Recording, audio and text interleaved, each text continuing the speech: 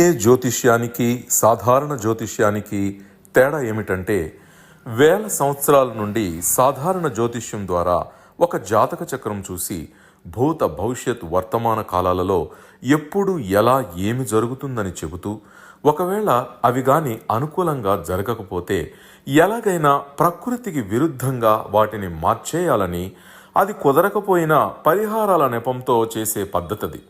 కానీ దానికి మారుగా డిఎన్ఏ జ్యోతిష్యం ద్వారా ఇవన్నీ ఎందుకు జరుగుతున్నాయని కనుగొని ఒక పని చేసే ముందే అది సరైనదా కాదా అని సరైన సమయంలో మనము తీసుకునే మంచి నిర్ణయం జీవితంలో అన్నింటిలో విజయాలు సాధించడానికి సలహాలు మార్గదర్శకాలు చెప్పే నిజమైన జ్యోతిష్య విధానం ఇది.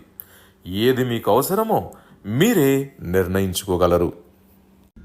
ప్రపంచవ్యాప్తంగా ఉన్న డిఎన్ఏ ఆస్ట్రాలజీ ప్రియమైన ప్రేక్షక మహాశయులందరికీ నా హృదయపూర్వక నమస్కారములు.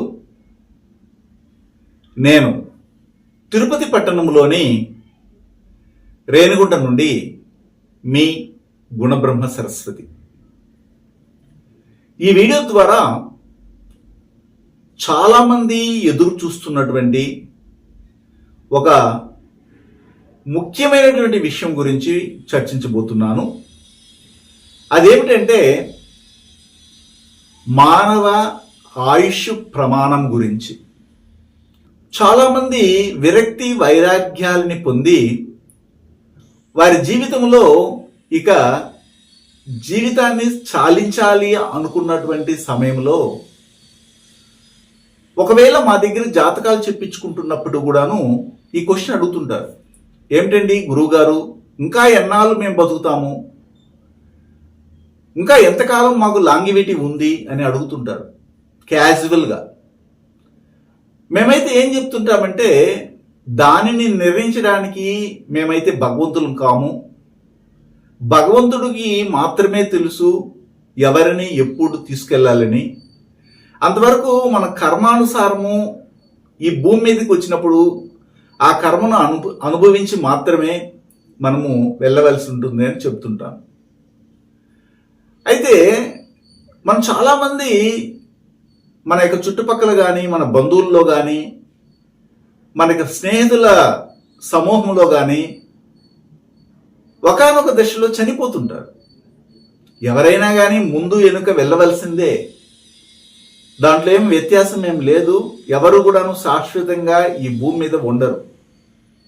భగవంతుడు అని చెప్పబడే మహానుభావులు కూడాను వారి వారి కార్యము నెరవేరిన తర్వాత వారి లోకానికి వెళ్ళిపోవడమే జరిగింది. దీంట్లో ఎలాంటి మార్పు అనేది ఉండదు. ఇది ప్రకృతి యొక్క సహజ సిద్ధమైనటువంటి పరిణామం కూడా. అయితే మనం ఇన్ని జాతకాలని పరిశీలిస్తున్నప్పుడు ఏ యొక్క సమయంలో వారు మరణిస్తున్నారు, అది సహజ మరణంగా మరణాన్ని పొందుతున్నారు, అది కాకుండా యాక్సిడెంట్ ద్వారా కానీ, అన్ఎక్స్పెక్టెడ్గా కానీ, లేదా రోగభూయిష్టమైన శరీరంతో కానీ, లేదా అతి పెద్ద క్యాన్సర్ ఇలాంటి వ్యాధులతో చనిపోయే వాళ్ళ గురించి అయితే అది సహజ మరణంగా మనం భావించం. కొంతమంది ఆత్మహత్య చేసుకొని చనిపోతుంటారు. బలత్మరణాన్ని అంటే బలత్కారంగా వారి యొక్క ప్రాణాన్ని వారే తీసుకుంటుంటారు. వాటి గురించి అయితే నేను ఇక్కడ చర్చించడం లేదు. సహజంగా మనకంటే పూర్వీకులు చనిపోతుంటారు. వారి జాతకాలని కొన్నిటిని మనం మన పరిశీలనలోకి తీసుకొని చూసినప్పుడు ఈ విషయాలన్నీ బయటపడ్డాయి. జనరల్గా సాంప్రదాయ జ్యోతిష్యము తెలిసినటువంటి వారు ఏం చెప్తారంటే, వాళ్ళ ప్రిడిక్షన్ చెప్తారు. ఫలానా సమయంలో ఫలానా దశ జరుగుతూ ఉంది, అందువలన వారు చనిపోతారు అని చెప్తుంటారు. అవి కొన్ని జరుగుతాయి, వారి యొక్క వాక్శుద్ధిని బట్టి, వారి యొక్క అనుష్ఠానాన్ని బట్టి జరుగుతాయి, కొన్ని జరగవు. దాన్ని భయంగా తీసుకుని వెళ్ళు అదే భీతితో సగము అలాగే చనిపోతారు.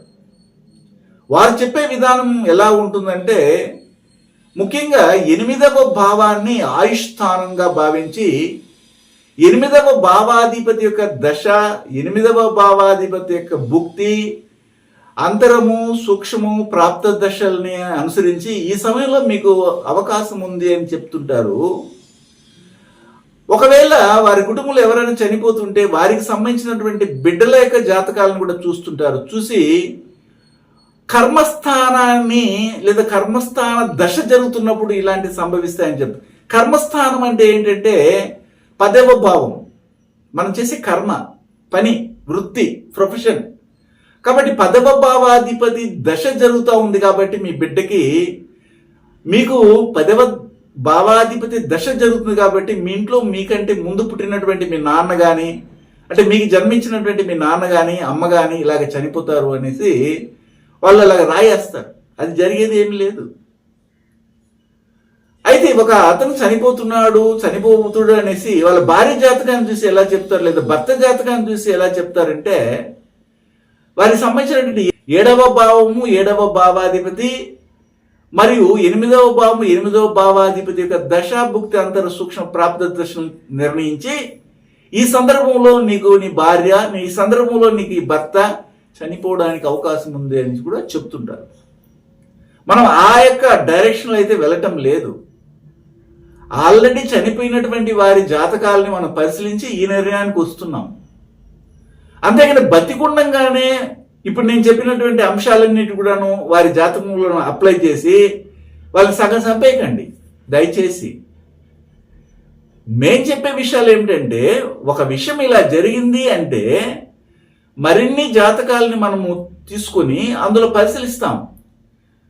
అలా పరిశీలించి రీప్రొడక్టివ్గా మళ్ళీ కూడాను అలాగే జరుగుతుంటే దాన్ని మనం సిలబస్లో చేరుస్తాం. ఇది మా దగ్గర చదువుకుంటున్నట్టు దాదాపు ఒక 70-80 మంది ఇప్పటికే మా దగ్గర ఆన్లైన్ క్లాసుల ద్వారా DNA ఆస్ట్రాలజీ నేర్చుకుంటున్నారు.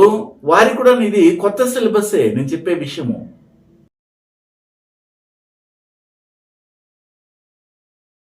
DNA జ్యోతిష్యం నేర్చుకోవడానికి ఆసక్తి ఉన్న వారందరికీ గురువుగారి తరపున స్వాగతం.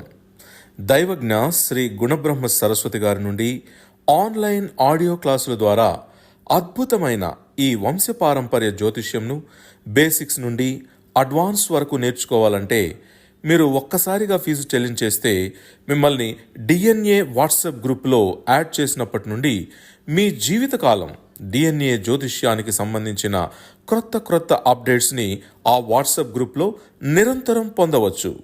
ఫీజు చెల్లించిన వెంటనే జరిగిపోయిన పాఠాలు మీ ఈమెయిల్ ఐడి ఇస్తే గూగుల్ డ్రైవ్కి మొదటే గురువుగారు పంపిస్తారు. అందులో మీకేదైనా డౌట్స్ వస్తే జూమ్ క్లాస్లో గురువుగారే స్వయంగా క్లియర్ చేస్తారు. PDF కానీ ప్రింటింగ్ మెటీరియల్ కానీ ఇవ్వబడదని గమనించగలరు. అది ఎలాగంటే చూడండి, ఒకరి జాతకాన్ని మనం పరిశీలించినప్పుడు ఆయుష్ను తెలియజేసే గ్రహము కర్మ రిజిస్ట్రీ ఏమిటంటే శని కర్మ రిజిస్ట్రీ అంటాం DNA ఆస్ట్రాలజీ ప్రకారం. అయితే శని కర్మ రిజిస్ట్రీ ఉన్నటువంటి వారందరికీ కూడాను ఆయుష్ దోషం ఉందంటే అలా కాదు, దానికన్నా ఒక ఫార్ములా ఉంది. అది నేను చెప్తాను, ఓపిక్గా వినండి. దాన్ని ఆల్రెడీ చనిపోయినటువంటి వారు, సహజసిద్ధంగా చనిపోయినటువంటి వారి యొక్క విషయాల్లో అప్లై చేసి చూస్తే మీకు అర్థమవుతుంది. అప్పుడు మనము మరిన్ని జాతకాలని తీసుకొని పరిశీలించగా ఒక నిర్ణయానికి వచ్చి, ఓకే ఈ ఫార్ములాని మనము చక్కగా సిలబస్లో చేర్చుకోవచ్చు అన్నప్పుడు మాత్రమే చేర్చుకుంటాము. లేదా ఆ ఫార్ములా అనేది యూనివర్సల్గా అప్లికేబుల్ కానప్పుడు ఆ ఫార్ములాని చింపి పక్కన పడేస్తాం. ఇంతే మనం చేయాల్సింది. అంటే ఒక ఫార్ములా ఎలా క్రియేట్ అవుతుంది, ఒక జ్యోతిష శాస్త్రము, ఇప్పుడు మనం తెలియజేస్తున్నటువంటి DNA ఆస్ట్రాలజీ అనే శాస్త్రం ఇలా ఏర్పడిందే, అంతేగాని పూర్వీకులు ఎవరో చెప్పింది కాదు. అనుభవాల మీద అనుభవాలను పొందుతున్నాం. అనుభవానికి మించినటువంటి అతి పెద్ద గ్రంథం ఏది లేదు ప్రపంచంలో. కాబట్టి ఇప్పుడు నేను చెప్పబోయే అంశాలు మీ జాతకాలలో కాదు చూడాల్సింది, పూర్వీకులు మనకంటే మునుపు చనిపోయి ఉంటారు, వాళ్ళు ఎలా ఆ సందర్భంలో చనిపోయినప్పుడు ఏం జరుగుతూ ఉంది అన్న విషయాలు నేను ఇప్పుడు చెప్తాను. ఎవరు చనిపోయినటువంటి ఇల్లు అనేది ఉండదు. ఖచ్చితంగా ఎవరైనా ఒకరు చనిపోయి ఉంటారు మనకంటే పూర్వీకులు. వారి జాతకాలు తీసుకోండి. బతికున్న వారి జాతకాలను దయచేసి పరిశీలించకండి. జనరల్గా ఆయుష్ను తెలియజేసే గ్రహ కర్మ రిజిస్ట్రీ శని కర్మ రిజిస్ట్రీ మీకు తెలుసు కదా. శని కర్మ రిజిస్ట్రీ అంటే ధనిష్ట, స్వాతి, పునరుషు నక్షత్రాలు. శని కర్మ రిజిస్ట్రీ అంటున్నాను, శని గ్రహం గురించి మాట్లాడలేదు. అయితే శని కర్మ రిజిస్ట్రీని తెలియజేసే భావము ఒకరి జాతకంలో, అమ్మాయి జాతకం కావచ్చు లేదా అబ్బాయి జాతకం కావచ్చు, ఏ భావం అంటే 6వ భావము, 6వ భావాధిపతి. బాగా గుర్తు తెచ్చుకుంటూ రండి. అలాగే లగ్నము అనేది కంపల్సరీ. లగ్నం అంటే మీరే, మనమే. కాబట్టి లగ్నము, లగ్నాధిపతి కంపల్సరీ తీసుకుంటాం. అయితే ఆయుష్ స్థానాన్ని తెలియజేసేది 8వ భావము అని అంటున్నాం, 8వ భావాధిపతి అంటున్నాం. అది సాంప్రదాయ జ్యోతిష్యంలో కూడా. అయితే శని కర్మ రిజిస్ట్రీని తెలియజేసే గ్రహం ఒకటి ఉందండి, అది బుధుడు అనే గ్రహం. ఇప్పుడు నేను 4 అంశాలు చెప్పాను. లగ్నము, లగ్నాధిపతి, 6వ భావము, 6వ భావాధిపతి, లేదా 6వ భావాధిపతి బదులుగా బుధుడు అనే గ్రహం తీసుకోవచ్చు. అంటే ఇక్కడ ఆయుష్ని 2 గ్రహాలు నిర్ణయిస్తాయి. అవి ఏ గ్రహాలు? లగ్నంలో నుంచి 6వ భావాధిపతి అనే గ్రహము, బుధుడు అనే గ్రహం. అప్పుడు బాగా గమనించండి, ఇప్పుడు ఒకరి జాతకంలో ఎప్పుడు మరణం జరిగి ఉంటుంది అనేది ఎలా తెలుసుకుంటామంటే, మరణించినటువంటి వారి జాతకంలో ఎలా తెలుసుకుంటామంటే, వారి జాతకాన్ని మనం ముందర పెట్టుకొని చక్కగా వేసి చూస్తే డిఎన్ఏ ఆస్ట్రాలజీ ప్రకారంగా 6వ భావము, 6వ భావాధిపతి యొక్క దశ, భుక్తి, అంతర సూక్ష్మ ప్రాప్దశల్లో ఏదో ఒకటి జరుగుతుంటుంది. లేదా బుధుని యొక్క దశ, భుక్తి, అంతర సూక్ష్మ ప్రాప్త దశలో ఏదో ఒకటి జరుగుతూ ఉంటుంది. లగ్నాధిపతి దశ, అంతరము, భుక్తి, సూక్ష్మ ప్రాప్త దశలో ఏదో ఒకటి జరుగుతుంటుంది. 8వ భావము, 8వ భావాధిపతి దశ, అంతరము, సూక్ష్మ ప్రాప్త దశలో ఏదో ఒకటి జరుగుతుంది. అంటే ఉదాహరణకి ఒకరి జాతకము ఇలా ఉంది అంటే వాళ్ళు ఆల్రెడీ మరణించున్నారు. అయితే వాళ్ళు ఎప్పుడు మరణించారు, ఏ సందర్భంలో మరణించారు అనేది మనం తెలుసుకోవాలనుకుంటే, ఒకటి 8వ భావము, 8వ భావాధిపతి యొక్క దశ జరుగుతున్నప్పుడు, 6వ భావం యొక్క భుక్తి లేదా బుధువు యొక్క భుక్తి జరుగుతున్నప్పుడు, లేదా అంతరం జరుగుతున్నప్పుడు, అలాగే లగ్నాధిపతి యొక్క సూక్ష్మము లేదా ప్రాప్తం జరుగుతున్నప్పుడు వారి మరణము సంభవించి ఉంటుంది. కావాలంటే చెక్ చేసుకోండి. ఇది యూనివర్సల్ ఫార్ములా. ఇంతవరకు మేము తీసుకున్నటువంటి కొన్ని వందల జాతకాలను పరిశీలించినప్పుడు వచ్చినటువంటి డేటా ఇది. లేదు, మీరు కూడా పరిశీలించండి, వింటున్నటువంటి మా స్టూడెంట్స్ పరిశీలించండి. అదేవిధంగా యూట్యూబ్ ఛానల్లో వింటున్నటువంటి ప్రముఖ జ్యోతిష్య జ్ఞానులు మరియు దాంట్లో ఎక్కువగా ఫ్యాషన్గా ఉన్నటువంటి వాళ్ళు కూడా పరిశీలించండి. మీ కుటుంబ పరంపరలో, మీ వంశంలో ఎవరైనా చనిపోయి ఉంటే ఇప్పుడు నేను చెప్పినట్టు ఫార్మేట్ ప్రకారంగా చనిపోయి ఉంటారనేది రుజువు అవుతుంది మీకు. ఓకే, అయితే అదే సందర్భంలో గమనించాలి, ఒక మగవారు వాళ్ళ ఇంట్లో చనిపోతున్నారు. ఉదాహరణకి వాళ్ళ తండ్రి అనుకుందాం, తండ్రి చనిపోయారు. అప్పుడు తండ్రి చనిపోయే సమయంలో వాళ్ళ యొక్క బిడ్డలు ఎంతమంది ఉండండి, 10 మంది కూడా ఉండండి, 15 మంది కూడా ఉండండి బిడ్డలు, ఆ తండ్రికే కదా పుట్టింటారు. ఆ తండ్రి చనిపోయారు. అప్పుడు 10 మంది జాతకాలని మీరు ముందర పెట్టుకొని చూసినా నేను చెప్పినటువంటి ఫార్ములా కనబడాలి. అలా ఉంటేనే అది డిఎన్ఏ జెనెటిక్ కనెక్టివిటీ కిందకి వస్తుంది. కాబట్టి అది ఏంటంటే, ఒకవేళ మీ కుటుంబంలో ఒక యజమానుడు అంటే ఏమిటి, మగవారు అంటే ఒక యజమాని అంటే తెలిసి తండ్రి చనిపోతే, ఆ తండ్రికి సంబంధించిన బిడ్డలు, ఆడబిడ్డలు కావచ్చు లేదా మగ బిడ్డలు కావచ్చు, వారి జాతకాలలో పరిశీలించి చూడండి. లగ్నం ఏదైనా కానీ ఆ లగ్నములో నుండి 4వ భావాధిపతి యొక్క దశ, 9వ భావాధిపతి యొక్క భుక్తి లేదా బుధుని యొక్క అంతరం జరుగుతూ ఉంటుంది. వీళ్ళకి బిడ్డలకి జరుగుతున్నప్పుడే ఆయన చనిపోయి ఉంటాడు వాళ్ళ నాన్న. లేదా 9వ భావాధిపతి యొక్క దశ, 4వ భావాధిపతి యొక్క భుక్తి, 2వ భావాధిపతి యొక్క అంతరము కానీ సూక్ష్మం కానీ జరుగుతూ ఉంటుంది. అలా జరుగుతూ ఉన్నప్పుడు మాత్రమే వాళ్ళ నాన్నగారు చనిపోయి ఉంటారు. మీరు వెంటనే ఏం చేస్తారో తెలుసా? ఇప్పుడు మీ జాతకాలు ముందర పెట్టుకొని ఇప్పుడు నేను చెప్పిన అంశాలన్నింటినీ చూస్తారు. ఎందుకంటే మీరు ప్రెడిక్షన్కి బాగా అలవాటు పడిపోయినారు. ప్రెడిక్షన్ చూసి చూసి చూసి మనకి ఇప్పుడు ఏమి జరుగుతూ ఉంది, ఆయన ఈ వీడియోలో చెప్తున్నట్టుగా 4వ భావాధిపతి దశ, 9వ భావాధిపతి భుక్తి, బుధుని యొక్క అంతరం జరుగుతుంది అంటే మా నాన్న చనిపోతాడు అనేసి నిర్ణయించుకుంటారు ప్రబుద్ధులు. అలాగ నేను చెప్పటం లేదు.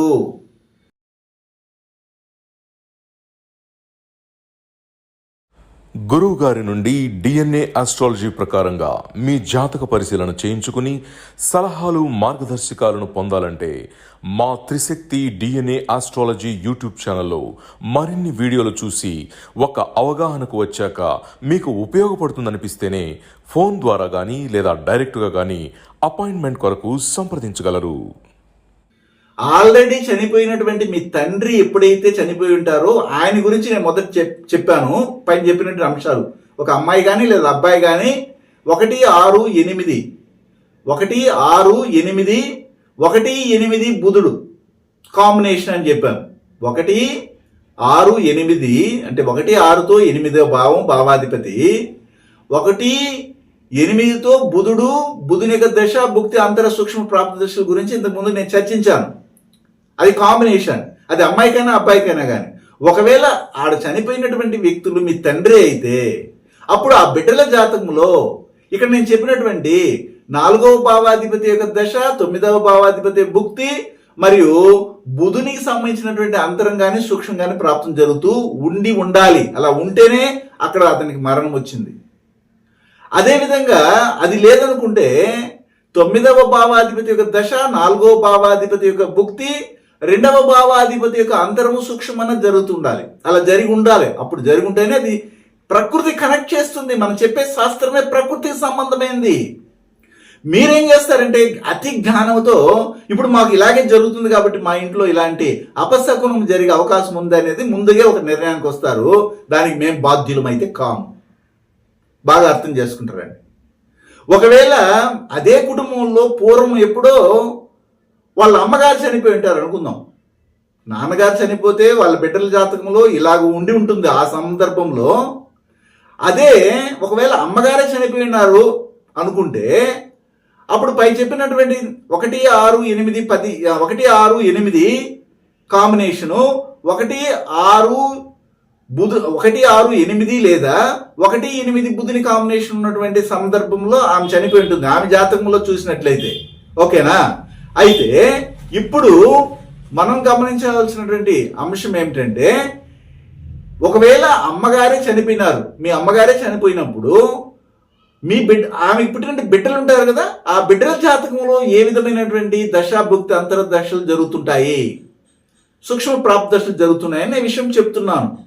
అది ఏమిటంటే 4వ భావాధిపతి దశ, 9వ భావాధిపతి యొక్క భుక్తి, 11వ భావాధిపతి యొక్క అంతరం లేదా 9వ భావాధిపతి యొక్క దశ, అలాగే 11వ భావాధిపతి యొక్క దశ, 4వ భావాధిపతి యొక్క భుక్తి, బుధుని యొక్క అంతరము లేదా సూక్ష్మ ప్రాప్త దశలు జరుగుతుంటాయి. మళ్ళీ చెప్తున్నాను, ఒకరింట్లో ఆల్రెడీ ఒక అమ్మగారు చనిపోయినారు, అంటే వాళ్ళ అమ్మ చనిపోయింది, ఏదో ఒక సందర్భంగా సహజ మరణమే పొందింది. అయితే సహజ మరణం పొందినప్పుడు నేను కాంబినేషన్ చెప్పాను, ఆ కాంబినేషన్ మారదు, ఇది యూనివర్సల్ ఫార్ములా. అయితే ఆమెకి పుట్టినటువంటి బిడ్డలకి ఒక జాతకం అనేది ఉంటుంది కదా, వారి జాతకంలో ఆ సందర్భంలో ఏ విధంగా ఈ యొక్క గోచారం జరుగుతూ ఉంది, దశాభుక్తి అంతర సూక్ష్మ ప్రాప్త దశలు జరుగుతున్నాయంటే 4వ భావాధిపతి దశ, 9వ భావాధిపతి యొక్క అంతరము లేదా భుక్తి ఏదైనా తీసుకోవచ్చు. 4వ భావాధిపతి దశ, 9వ భావాధిపతి యొక్క భుక్తి, 11వ భావాధిపతి యొక్క అంతరము లేదా సూక్ష్మం జరుగుతూ ఉంటుంది, జరిగి ఉంటుంది. కావాలంటే చెక్ చేయండి. లేదనుకుంటే 11వ భావాధిపతి యొక్క దశ, 4వ భావాధిపతి యొక్క భుక్తి, బుధుని యొక్క అంతరము లేదా సూక్ష్మం జరుగుతూ ఉంటుంది. ఇందులో ఎలాంటి మార్పు అనేది ఉండదు. అలా జరిగి కంపల్సరీగా ఉన్నప్పుడు మాత్రమే మీ అమ్మగారు ఆ సందర్భంలో చనిపోయి ఉంటారు.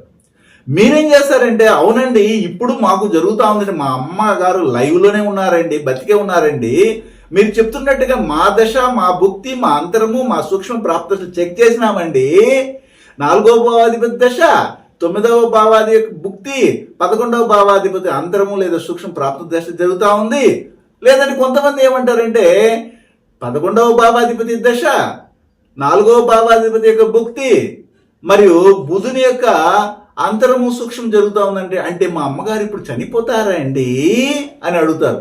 ఇలాంటి మూర్ఖపు ఆలోచనలు వదిలేయండి. దాన్ని ప్రెడిక్షన్ అంటారు. అది సాంప్రదాయ జ్యోతిష్యం చెప్తుంది. కానీ మనం ఏం చెప్తుంటే రివర్స్ ఆస్ట్రాలజీ.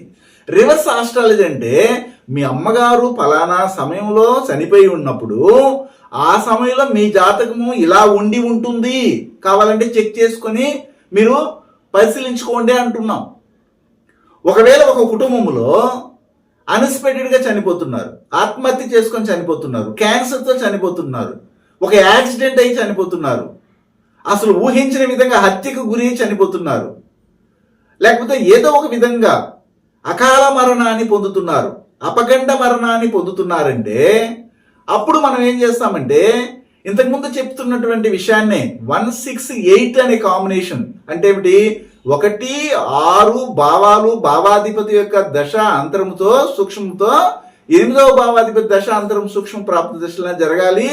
లేకపోతే 1వ భావాధిపతి మరియు 8వ భావాధిపతి దశ భుక్తి అంతర సూక్ష్మాలలో బుధుని యొక్క దశ కానీ బుద్ధి కానీ అంతరం కానీ జరగాలన్నాం మొదటి సహజంగా. అయితే ఇప్పుడు ఏమిటి, 9వ భావము 9వ భావాధిపతిని కలుపుకుంటాం.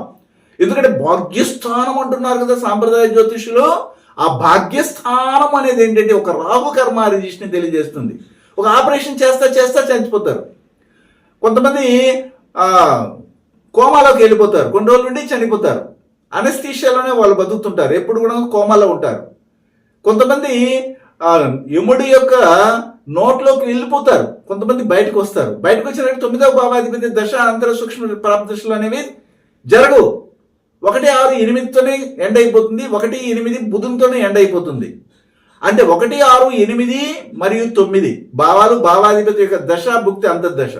1, 6, 8 గురు దశ అంతర్దశ భుక్తి సూక్ష్మ ప్రాప్తి దశలు. లేదా 1, 8, 9 బుధుని యొక్క దశ అంతర సూక్ష్మ ప్రాప్తి దశల్లో యాక్సిడెంట్ అయి ఉంటుంది. ఎవరైనా అలాగా మరణించి ఉంటే, ఒక గ్రూప్ యాక్సిడెంట్లో చనిపోయి ఉంటారు, అప్పుడు వాళ్ళ జాతకాలు తీసి చూడండి. వీటి గురించి ఇంకా విపులంగా వేరే వీడియోలో మాట్లాడతాం. నేను చెప్పే అంశాలు ఏమిటంటే, ఒకరు చనిపోయి ఉంటే మన ఇంట్లో వారు ఏక దశ భుక్తి అంతర సూక్ష్మ ప్రాప్తి దశలో చనిపోయి ఉంటారు. అప్పుడు ఒకవేళ నాన్న చనిపోతే వాళ్ళ బిడ్డల జాతకము ఏం చెప్తా ఉంటుంది, ఒకవేళ వాళ్ళ అమ్మగారు చనిపోయి ఉంటే వాళ్ళ బిడ్డల జాతకము ఏం చెప్తుందనే విషయాలు మాత్రం చెప్పాను. ఇవన్నీ కూడా మీరు పరిశీలించండి. ఒకవేళ అవునంటే ఎస్ అని పెట్టండి. ఒకవేళ ఇలాగ నెంబర్ ఆఫ్ మెంబర్స్ కానీ అలా ఎస్ అని పెట్టినప్పుడు మన డిఎన్ఏ ఆస్ట్రాలజీ అనే పరిశోధన అనేది మా గురువుల ద్వారా మేము పొందుతున్నటువంటి పరిశోధనాత్మకమైనటువంటి విషయాల్ని మీరు ప్రోత్సహించినట్లు అవుతారు. అప్పుడు మనం దాని సిలబస్లో చేస్తాము, అది ఒక చరిత్రగా మారుతుంది అని మాత్రమే నేను చెప్పగలను. శుభం. మీ గుణబ్రహ్మ సరస్వతి.